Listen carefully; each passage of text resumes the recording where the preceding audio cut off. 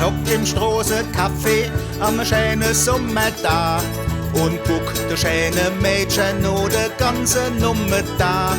Auf einmal da kommt eine, bei der denkt jeder gleich, alleweil da kommt die allerschönste, gewittert Dunnerkeil.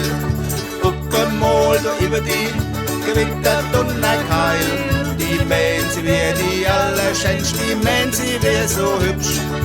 Guck mal da über die, bei der denkt jeder gleich, alleweil da kommt die allerschönste, gewittert Dunnerkeil.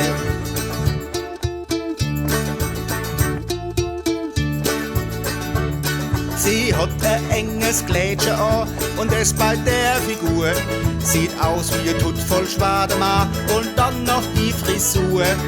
Struggelig in alle Farben wie ein Papagei, aber meint sie wär die allerschönste, gewittert Dunnerkeil. Guck mal da über die, gewittert Dunnerkeil. Die meint sie wär die allerschönste, die meint sie wär so hübsch. Guck mal da über die, bei der denkt jeder gleich, alleweil da kommt die allerschönste, gewittert Dunnerkeil.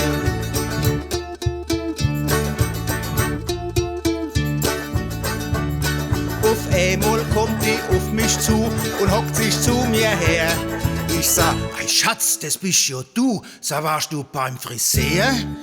Und ein neues Kleidchen, ein super schickes Teil. Meine Frau ist halt die allerschönste, gewittert Dunnerkeil.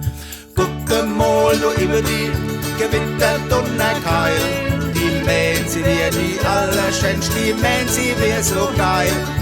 Guck mal da über die, bei der denkt jeder gleich, alleweil da kommt die allerschönste, gewittert Dunnerkeil.